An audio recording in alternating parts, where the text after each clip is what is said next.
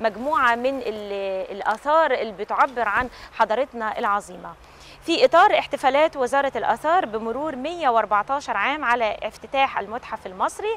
هنشوف مع حضراتكم هذا التقرير عن هذه الاحتفالية العظيمة، وعرفنا كمان خبر عن افتتاح المتحف المصري يعني في فترة المساء تقريبا في يومين، وده علشان يبقى في مزيد من التشجيع لزيارة المتحف في عدد من أيام الأسبوع، سواء من قبل المصريين أو من قبل السائحين الأجانب اللي بييجوا من كل بلاد العالم علشان يزوروا المتحف المصري. نشوف مع حضراتكم هذا التقرير ونرجع مرة تانية ونواصل أخبار.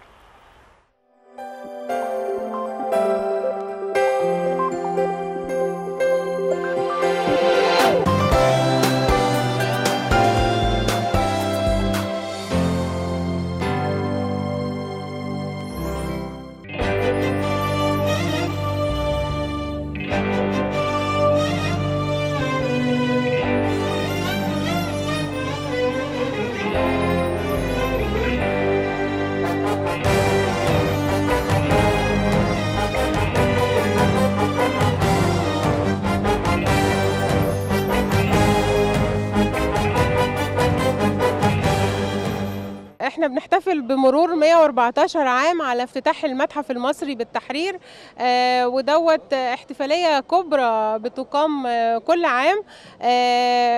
السنة دي هيعلن الدكتور خالد العناني وزير الآثار حدث مهم جدا، وهو افتتاح المتحف لأول مرة مساء لمدة يومين كل أسبوع، وده مهم جدا وقرار حكيم لأنه بيشجع السياحة، لأن احنا محتاجين ساعات إضافية لزوار المتحف.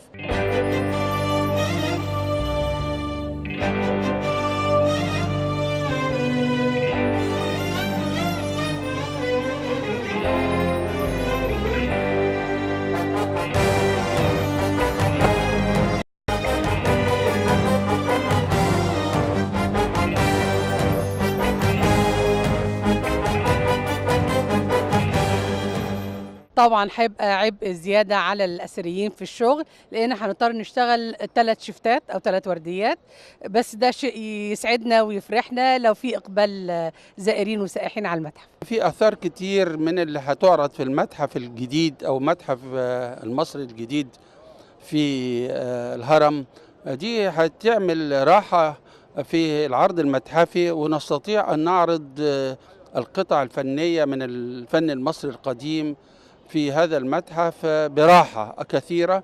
وأيضا حدث أخيرا تغيير الإضاءة، ونحن نشكر كل من ساهم في هذا المشروع.